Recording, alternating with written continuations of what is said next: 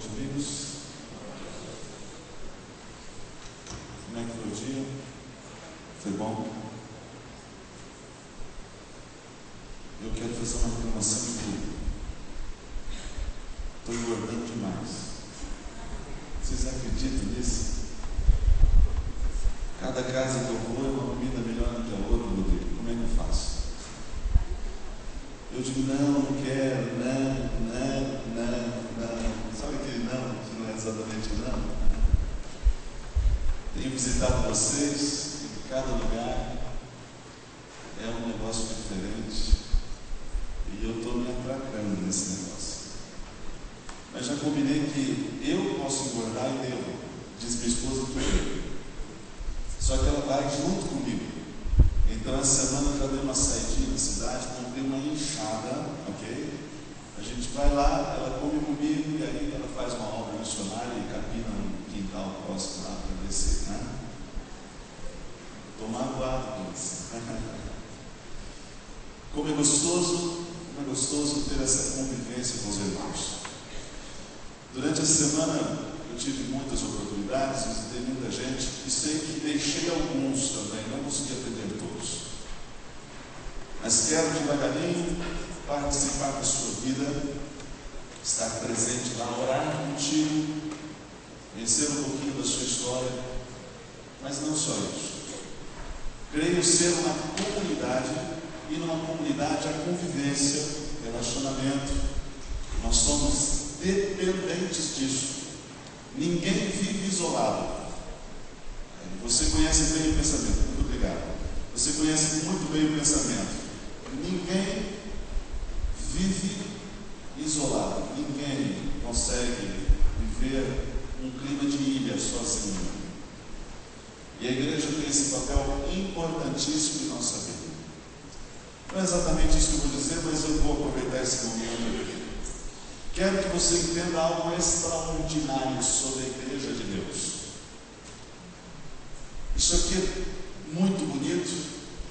É um lugar que a gente considera muito, talvez até uma visão de um lugar mais sagrado do que a rua, do que lá fora.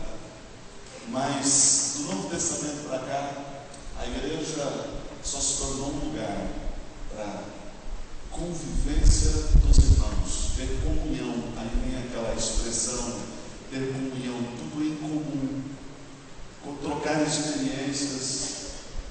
Então eu vou dizer para você que você vai viver mais a experiência da igreja quando você sai do culto e vai almoçar com alguém no sábado de manhã, do que aqui dentro sentado ouvindo o sermão. Você sabia disso?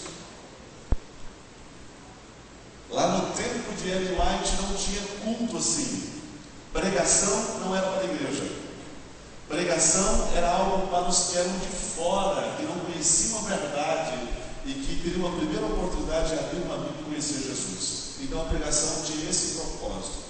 A igreja, quando vinha a igreja no sábado, vinha para se encontrar na escola sabatina. Era o que existia na época, que eram os pequenos grupos de oração. E ali eles conversavam, trocavam ideias, informações, tinha prestação de contas, oravam uns pelos outros, e esta era a igreja, até que Ellen White morreu. Depois da morte de Ellen White, algumas pessoas foram se convertendo, pessoas de influência, com força, de outras denominações, e elas começaram a pressionar a igreja para que a igreja começasse a trabalhar parecido com as outras denominações. Culto de quarta-feira não é uma herança nossa, é uma herança de uma igreja protestante. Culto de domingo à noite, como estamos aqui, não é nossa herança, é também de uma outra denominação. A nossa herança é o sábado, essa é nossa. Então, quando você olha desta forma para a igreja, você entende que a igreja não é esse espaço. Não é aqui que eu tenho que viver com Deus, não é só aqui, perdão, que eu tenho que viver com Deus. Eu sou a igreja aonde eu for. Eu sou santuário, isso a Bíblia diz claramente. Eu sou templo. Então, onde eu for, o Espírito Santo habita em mim. Então, o que eu falo lá fora é tão importante daquilo que eu falo aqui dentro. Entendeu? Senão, ministrar no ensinado.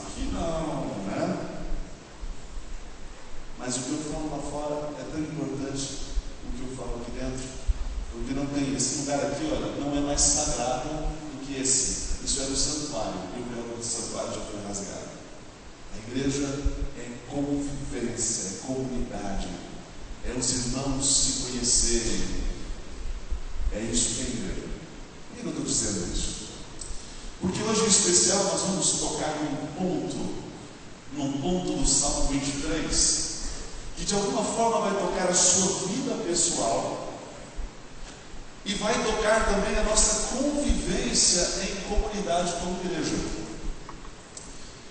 O grande desafio é entender como eu posso me libertar das mágoas. Essa mágoa que toma conta da minha vida, toma conta da minha mente, e ela tem a capacidade de paralisar qualquer coisa na minha vida. Tudo que é de bom, a mágoa consegue paralisar.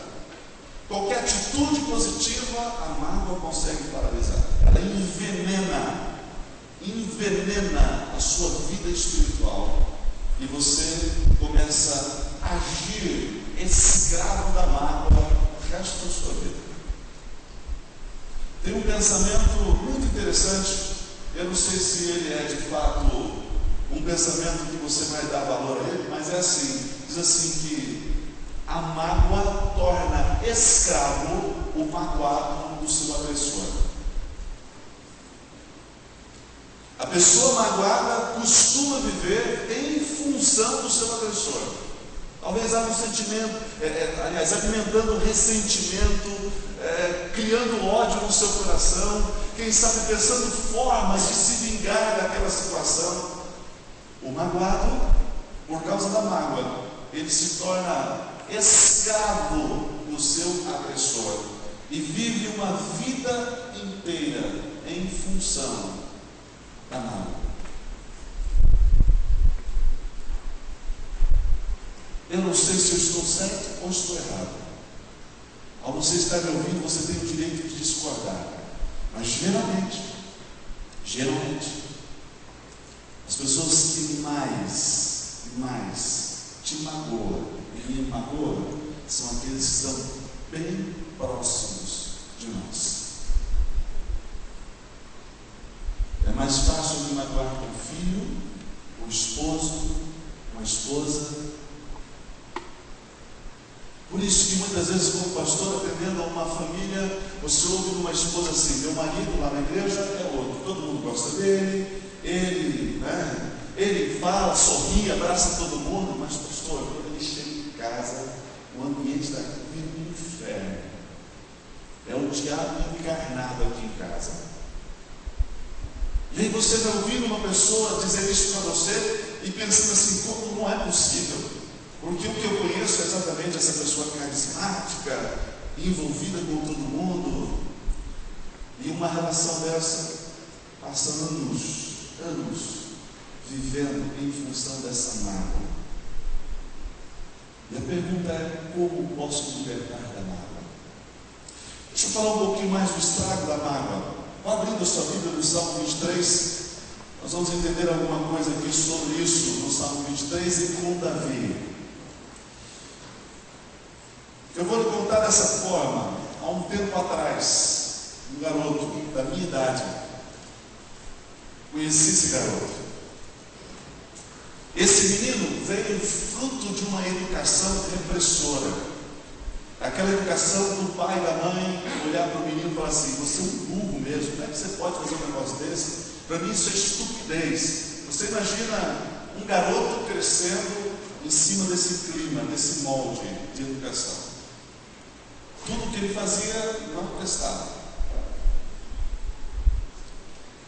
Nós morávamos juntos, éramos amigos, juntos assim, próximos, vizinhos, e muitas coisas a gente fazia junto. Por exemplo, ele ia para a aula de manhã e ele passava na minha casa, e às vezes eu estava dormindo ainda, e ele pegava a pedra e ia na minha janela. E quando eu via as pedras batendo na minha janela, eu sabia: é um tipo do cujo, está lá, está me esperando, né? Lembro uma vez que ele continuou tacando pedra, eu já estava me arrumando, abri a janela e fui gritar para ele, a pedra passou, fui lá dentro do quarto, né, as pedras que ele tacava. E a gente ia de manhã para a escola junto, estudávamos na mesma sala e voltávamos novamente para casa, e sempre dois caminhos. Sempre dois caminhos. Ou ia pelo caminho da casa dele e almoçava na casa dele, ou ia pelo caminho da minha casa e eu almoçava no caminho da minha casa. Era sempre assim, amigos. A gente tinha uns programas de pré-adolescente, isso é uma ideia de 9, 10 anos, né? Uns programas na cidade que morávamos, de no final de semana inventar alguma coisa com os amigos e partir. Bola debaixo do braço, mochila, comida na mochila, e a gente partia. E esse garoto, devido a essa educação, não digo que isso é justificativa, mas devido a essa educação opressora, a gente sabia, ele tinha alguns hábitos. E um deles era a libertinagem, não é liberdade, mas a libertinagem. Ele entrava no supermercado, enfiava coisa no bolso, ele tinha esse hábito. Ia com aquelas calças de moletom, com a boca presa embaixo, e do jeito que ele chegava, olhava o chocolate, soltava o negócio lá embaixo. E ele ia embora, tranquilo com aquilo, né? E nós fomos um domingo, próximo ao rio, que tem aqui da cidade, fomos lá, passar na beira do rio, jogar bola à tarde e tal, ficou combinado, cada um leva um lanche. E ele, no meio do caminho, não estava levando nada. Eu disse, aí, você não vai levar nada? Se você não levar nada, ninguém vai te dar nada lá, porque é assim, todo mundo leva, todo mundo participa. Se você não tiver, e ele dizia assim, não se preocupe, eu dou os meus jeitos. E quando ele dizia, eu dou os meus pulos, eu dou o meu jeito, a gente sabia o que ele ia fazer. Num dado momento ele subiu. E nós continuamos o caminho. Quando nós chegamos lá no local, ele aparece correndo com um pacote na mão. Um pacote de 1 quilo de sonho de valsa. Bem, num domingo, aonde é que ele tirou esse pacote? De onde veio isso? No caminho, por isso que ele desviou de uma mercearia. Ele entrou, dinheiro ele não tinha. Ele deve ter pegado esse saco e saiu ileso e veio para cá e disse, essa é a minha participação. E ele realmente participou. A gente brincou, se divertiu, aproveitou o domingo e na hora lá, estendemos lá o lençol, sentamos, comemos, né? Mas ninguém dos nossos amigos, ninguém teve coragem de pegar o chocolate. Ele comeu da nossa comida, mas ninguém tocou no chocolate. E ele ficou meio ressentido com isso. A gente saiu e ele jogou fora o pacote de chocolate. Jogou lá no meio do mato. E a gente estava voltando embora. Apesar disso, ele era amigo. E eu caí na besteira de dizer para ele, isso 4, 5 horas da tarde, não tinha mais nada. A gente tinha comido meio-dia, tinha brincado o dia inteiro na água, jogando bola. E eu caí na besteira de dizer assim a ele, falei assim, olha, o que eu mais gostaria, passei na frente de uma padaria, e aí de longe vinha aquele cheirinho assim de coxinha frita, aquilo foi entrando, né? Talvez você nem goste, né? Aquilo quase me carregava naquela hora da tarde, e eu falei assim, nossa, eu daria qualquer coisa por essa coxinha. Mas passamos ali e fomos embora. Eu já tinha andado uns 150 metros. Daqui a pouco apareceu meu amigo correndo, ele tinha ficado para trás, correndo. Na mão ele tinha um pacote. Provavelmente ele deve ter chegado no balcão e falou, eu quero 2 coxinhas. E a mulher deve ter colocado as coxinhas no pacote, ele embrulhou e ele deu uma olhadinha e ó. Só que quando ele estava correndo, o segurança, o camarada, ele não era bem de segurança, mas alguém que estava ali na porta, trabalhava, tentou segurá-lo e agora estava em perseguição atrás dele. E aí a gente saiu correndo, desesperado, olhando para trás e dizendo, corre, corre, corre. E foi um para um canto, outro entrou numa viela, outro entrou na próxima rua, e cada um se espalhou correndo para todos os lados. E eu correndo em linha reta, olhando para ele, e o rosto dele todo ensanguentado. O sangue correndo no rosto, na roupa, e eu desesperado correndo, e daqui a pouco ele entrou também, e eu continuei correndo, e esse camarada ficou para trás, e não fez questão de continuar a perseguição nossa. E eu fui para casa, cheguei lá em casa desesperado, pensando, o que será que aconteceu? No outro dia não teve pedra na minha janela. Eu fui para a escola e ele não foi para a escola. Voltei, na hora do almoço, passei na casa, bati e tal, a mãe saiu, e o meu amigo Eduardo, como é que está aí? Ele não foi na aula? Não, o Eduardo está lá, deitadinho. Aonde? Ele se machucou bastante ontem e teve que tomar uma injeção, uma perna, e etc e tal, e está lá, acomodadinho. Eu fui lá, ele tinha um corte de uns 6, 7 pontos no rosto. que até próximo dos seus olhos. A hora que ele estava saindo para fugir da padaria, a pessoa que tentou segurar estava com uma chave enganchada na mão. E aí, ao tentar segurar ali, e do jeito que conseguiu pegar essa chave, enganchou ali e fez um corte enorme no seu rosto.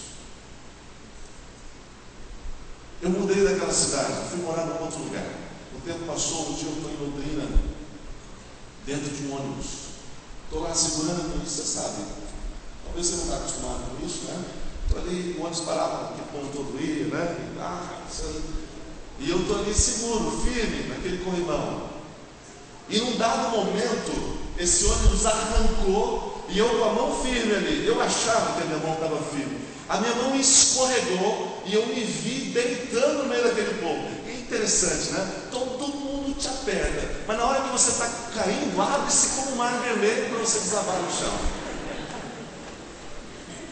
E eu estava deitando naquele lugar, um camarada me segurou e levantou e falou: "Ô, cara, segura firme aí." E eu quase dei um beijo nele, falei: "Puxa vida, esse é o teu salvador, né?" E quando eu voltei para trás, era um cara barbudo, com uma cicatriz, que começava aqui, no olho e até aqui embaixo. Na hora eu pensei: Eduardo, tem que ser um amigo. A imagem dele era muito assim, lógico, envelheci, anos tinham passado, já era pastor, envelheci, mas tem que ser o Eduardo. Eu olhava para ele e dizia: "Não é possível, deve ser ele." E aí eu me aproximei, fui me enfiando que ele foi, né? E eu cheguei perto dele, bati no ombro: "Muito obrigado, por acaso você é o Eduardo?" Ele instalou um olho desse tamanho, olhou para mim e disse assim: não sou Eduardo. "Mas você é muito parecido, eu sou o Heron, lembra, assim e tal." E ele olhava para mim e dizia: não, eu não te conheço." "Como não conheço?" Eu estava certo que aquele era o Eduardo, meu amigo de infância.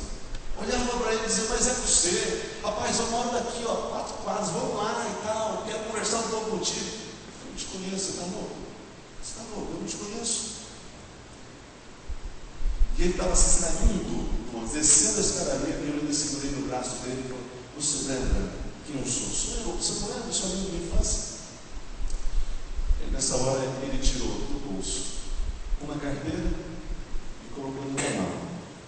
Eu segurei a carteira sem entender, e eu falei: "O que a minha carteira está fazendo com ele?" Na hora que eu caí, ele bateu minha carteira.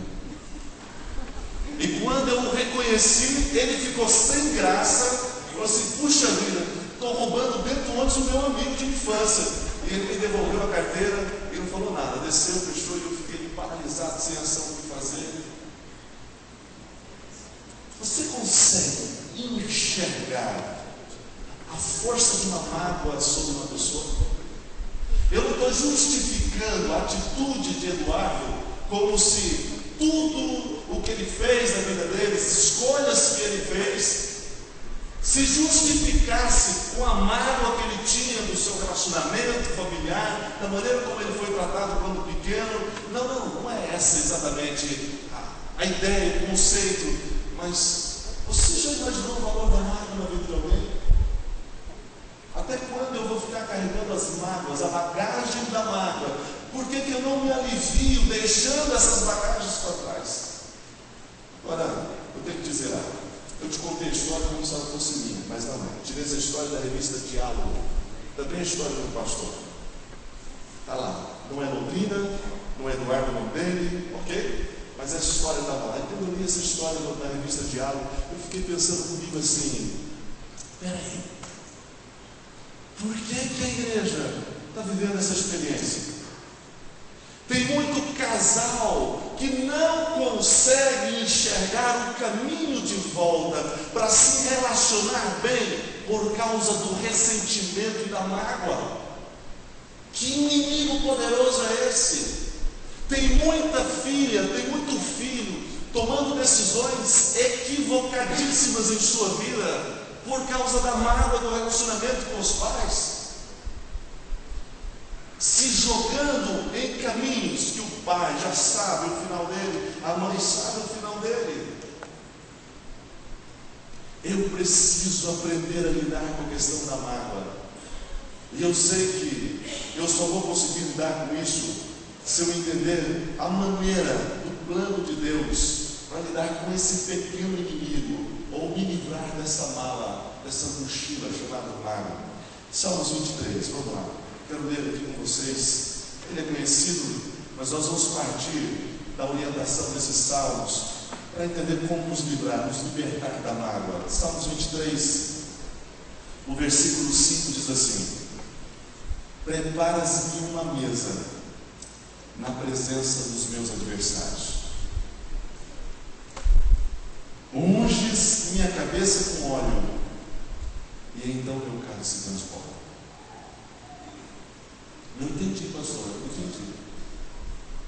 Não captei ainda. Se você vai vendo a sequência do Salmo 23, quando Davi escreve o Salmo 23, ele está enfrentando muitos problemas. Um deles, problema com seu filho Absalão. Eu fico imaginando quanta mágoa deve ter tomado conta do coração de Davi. Era um filho amado. Eu não vou dizer que ele era exatamente o preferido, mas era o preferido de Israel. Era lindo, o porte para a época. A Bíblia chega a chamar Absalão de entre todos os homens, ele se sobressaía na beleza e na altura. Então você imagina como é que é Absalão, né? A única parte de inveja que eu tenho de Absalão eram os longos cabelos que ele tinha. O resto, eu acho que eu chego ali pertinho. Não, não é perto. Não.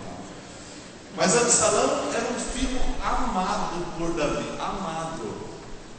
Davi. Só que olha o que Absalão fez com Davi. Foi o único filho.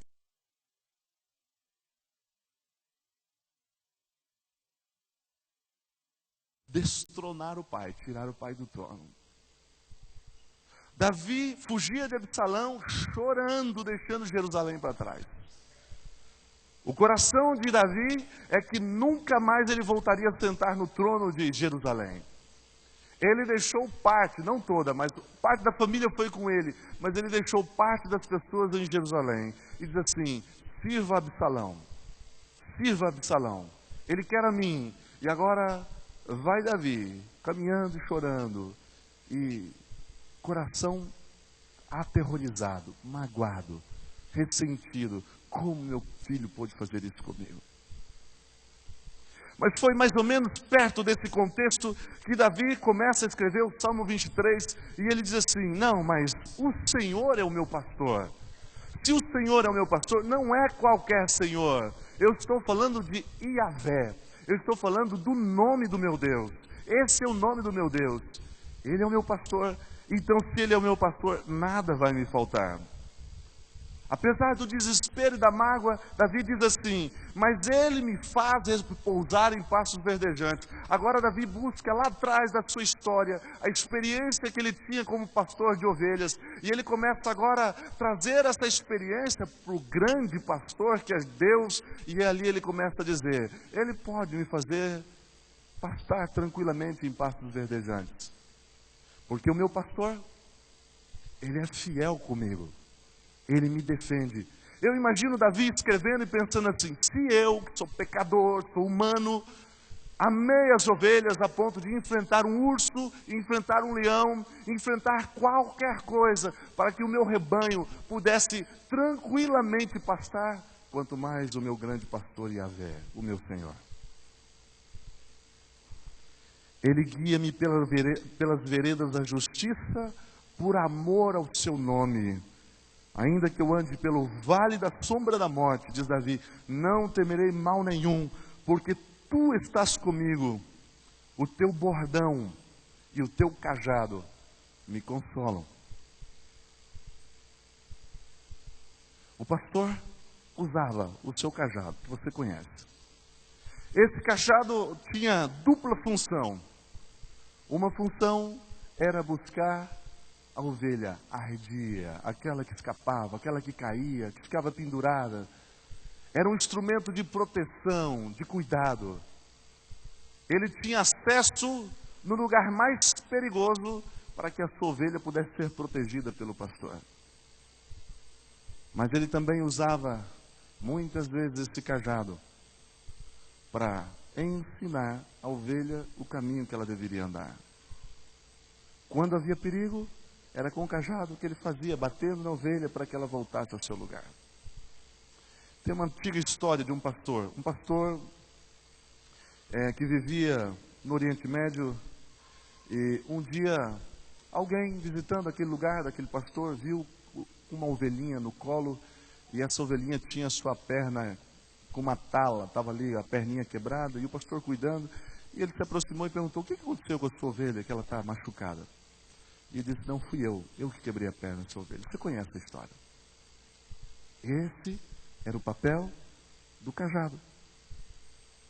Mas agora no Salmo 23, Davi muda a sua entonação em direção ao pastor, e agora ele começa a falar dos seus inimigos.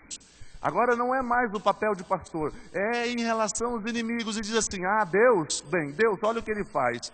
Ele prepara na minha presença uma mesa farta. Ele prepara também na presença dos meus inimigos uma mesa farta. E ele agora me coloca, me assenta na frente dos meus inimigos para que eu possa comer. Já parou para pensar nesse cenário, nessa cena? As pessoas que te machucaram, que você está, quem sabe, há muitos anos ali alimentando ressentimentos, mágoas, até mesmo ódio. E agora vem Deus e diz assim: mas peraí, a vingança é minha. Sou eu que sei retribuir na dose certa. Porque apesar de Deus vingar, sim, Ele é um Deus amoroso. Ele ama todos. E Ele sabe muito bem como usar, sem errar, na precisão de um cirúrgico, usar o cajado, até mesmo para causar dor na sua vida. Porque a postura de Deus, a atitude de Deus, quando toma conta do cajado, é sempre de salvar você e, por incrível que pareça, salvar os seus inimigos também. É assim que Deus age. É por isso que a Bíblia diz, Deus dizendo: a vingança é minha, eu vou retribuir a cada um conforme eles fizeram, mas a vingança é minha. O que sobrou para você? Esperar no Senhor uma mesa preparada, fartamente, para você comer tranquilamente na presença dos seus inimigos. E a mágoa? Bem, se eu não conseguir lidar com a mágoa, então essa promessa do Salmo 23 não vai se cumprir na sua vida. Reflete comigo aqui um detalhe importante. É mais fácil passar pelo vale da sombra da morte do que perdoar um inimigo. Tem gente que diz assim, numa outra linguagem nossa, né? Eu prefiro morrer do que ter... Não é assim? Algumas semanas atrás visitei um casal. E a pessoa dizia assim para mim: quero judiar do meu ex-esposo quanto eu puder. E eu pensava comigo, até cheguei a dizer isso a essa pessoa. Eu falei assim: mas olha, ele vai continuar vivendo a vida dele, feliz, tranquilo, tá lá. E você chocando um ovo podre, que não vai dar nada no final. Você vai ser a mais prejudicada. Porque você vai chocar esse ovo podre e não tem depois como você colher nada disso, a não ser problemas para a sua vida.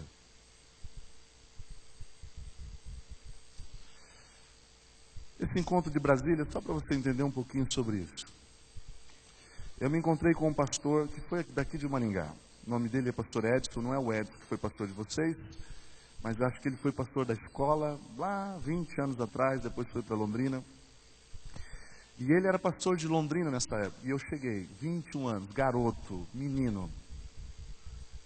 E eu me lembro do primeiro ano, o professor Ivone olhando para mim, dizendo: você é muito menino, estou preocupado com você. É mesmo, professora. Mas vou fazer o meu melhor. Não, não é isso que eu estou preocupado. Eu vou te dar a 3ª e 4ª série, os pequenininhos. Cuida deles lá. E eu fui lá para os pequenininhos.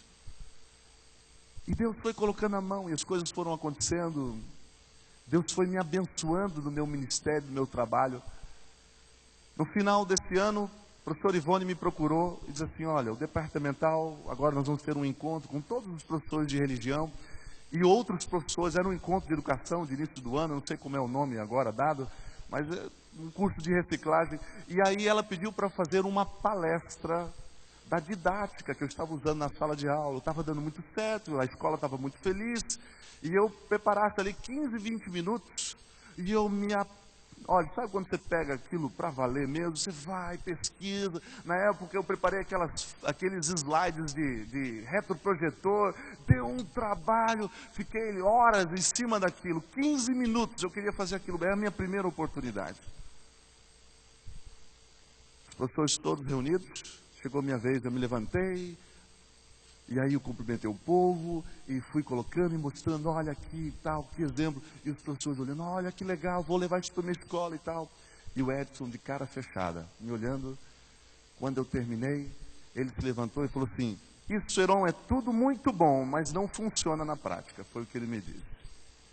E eu sentei quietinho, novato, arrasado, pensando assim, puxa vida. Ele era tradicional, quem o conheceu sabia que ele era um bom pastor, mas tradicional. Por alguma razão, ele sentiu uma pontinha talvez de ciúmes, né? Eu estava lá, ele era do ensino médio, mas eu estava lá e estava fazendo um bom trabalho, e me convidaram para falar. Amigo, isso tem 20 anos. Eu nunca mais esqueci esse negócio. Aí estou em Brasília, todos os pastores estão lá. Agora, na semana passada, eu me encontrei com o Edson. E aí eu falei para ele, você lembra quando você me apunhalou nas costas? Ele ficou olhando assustado para mim, assim, pensando, o que o Heron está falando, né? Você lembra dessa situação assim? E ele falou assim, não lembro. Foi assim mesmo? Foi. Ô, Heron, me desculpe, eu não... Você consegue perceber? Mágoa, 20 anos. Quem bate, esquece. Quem apanha fica chocando esse ovo podre durante muito tempo. E de fato, qual é o valor disso? O que isso mudou na minha vida? Aliás, me chamou a atenção, me convocou para fazer melhor, para entender melhor como é que se era professor, como é que se usava a didática. Isso mesmo, mas a mágoa estava lá. E eu olhei para ele e pensei assim, mas como eu sou trouxa mesmo, né? Qual é o valor disso para o Edson? Ele, depois de 20 anos, olhou para mim e falou, eu não lembro, mas por favor, você me perdoe para a gente viver em paz? Acabou, resolveu o problema. Vou até dormir a noite inteira agora. Que coisa mais absurda. Talvez, amigo, eu estou falando para você, e você está magoado com muita coisa. Magoado com situações, com o patrão, com gente da família, com gente da igreja. Por pior que eles tenham feito por você, Deus tem algo extraordinário para fazer na sua vida. Ele vai preparar uma mesa e vai colocar você nessa mesa. E em seguida, Ele vai ungir sua cabeça com óleo. Vamos entender melhor esse texto? O livro de Tiago diz assim, tem alguém doente aí na igreja? Tem. Então faça o quê? Chama o presbítero, ore com ele e faça o quê? Unja-o.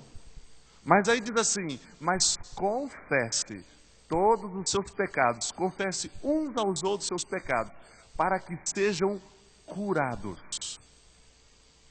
Você consegue entender o poder da palavra de Deus? Deus está dizendo para você hoje de uma maneira muito simples, não carregue essa mala, liberte-se das mágoas, deixa isso para trás, coloca isso nas mãos de Deus, ore, clame ao Senhor, para que você tenha poder, força, para viver uma experiência livre, liberta, em alegria, em paz. Porque a mágoa destrói a vida dos seus filhos. Salmos 25, versículo 14. Quero ler esse texto, você conhece, mas eu quero ler esse texto com você. Algo sobre Deus e sobre Davi. Quando Davi fez a oração do auxílio divino, que é essa oração dos Salmos 25, ele pediu algo para o Senhor no versículo 14 e ele recebeu. Ele diz assim nesse lugar, a intimidade do Senhor é para aqueles que o temem.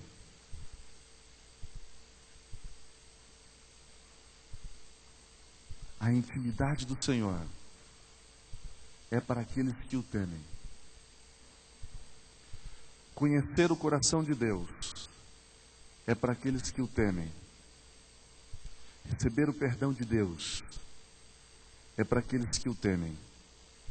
Ter paz no seu coração é para aqueles que o temem. Ter na sua vida restituído novamente a alegria é para aqueles que o temem. Na verdade, você só pode amar alguém se você aprendeu sendo amado por alguém.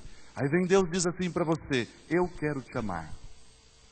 Eu quero que você se sinta amado. E eu tenho certeza que a minha intimidade vai produzir um fruto completamente diferente em sua vida. Por outro lado, a mágoa é um ovo podre que você vai se assentar em cima para chocar durante muito tempo, e ele só tem o poder de envenenar e escravizar a sua vida. Então você precisa olhar agora para o Senhor, que é o pastor, e dizer assim: refrigera minha alma, guia-me por águas de descanso. Eu quero comer agora pastos verdejantes. Eu não quero viver uma vida seca. Tudo isso faça por amor ao seu nome. Unjas a minha cabeça com óleo, sinal da aprovação, do cuidado, da cura do Senhor. Unção tem a ver com cura. A igreja adventista crê na unção como algo que vai restabelecer a sua saúde. O problema é que nós temos medo da unção. Nós temos uma visão muito católica da unção.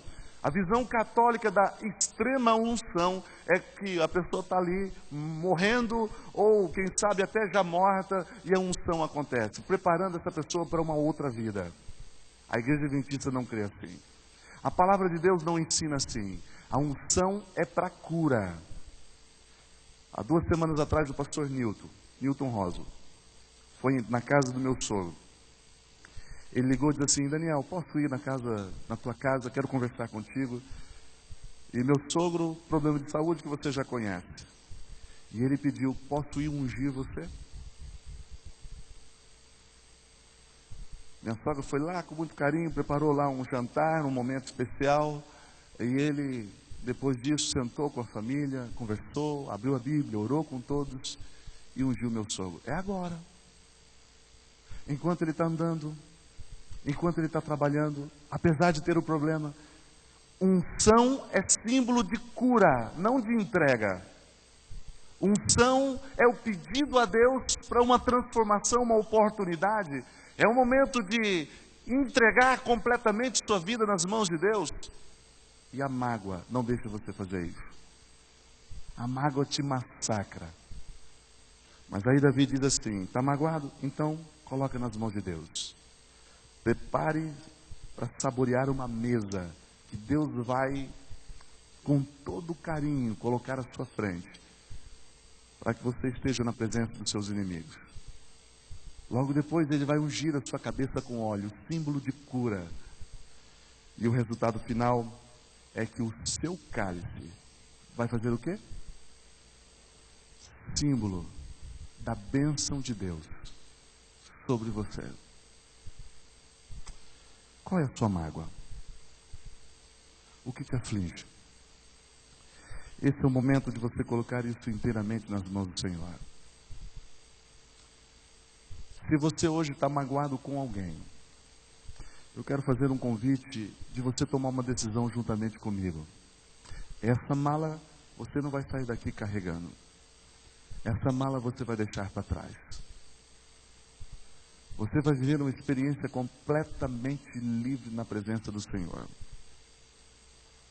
Eu tenho visitado muito ex-adventista que passou por essa igreja e já percebi que boa parte deles não voltam mais para a igreja. E não é por causa da mensagem da igreja, por causa da mágoa. Apenas mágoa. Muitos têm razão e outros não têm razão, mas a mágoa os impede de viver em comunidade e de poder usufruir das bênçãos do Senhor. Mágoa. Chegou o dia de você deixar isso para trás, porque o teu Senhor é o pastor. E Ele promete que na sua vida nada vai faltar. nada vai faltar. Pelo contrário, ele diz assim no Salmo 37, esse texto você conhece. O que diz no Salmo 37, versículo 5? Entrega, confia nele e o mais ele fará. Ele fará qualquer coisa por você. Ele vai cuidar de você. E lá no versículo 25 tem um texto que você conhece de cor. Ele diz assim: o justo, diz Davi, fui moço, agora já sou velho. Nunca vi o justo desamparado, nem sua descendência. Cuidado de Deus por você em todas as áreas de sua vida. Não deixe a mágoa te paralisar. Seja transformado pelo poder de Deus e viva uma vida diferente. Quantos querem deixar hoje, aqui nesse lugar, as mágoas, para viver uma experiência com Deus? Eu quero convidá-lo para ficar em pé. Nós vamos conversar com o Senhor agora nesse momento e fazer uma entrega de nossas vidas nas mãos de Deus.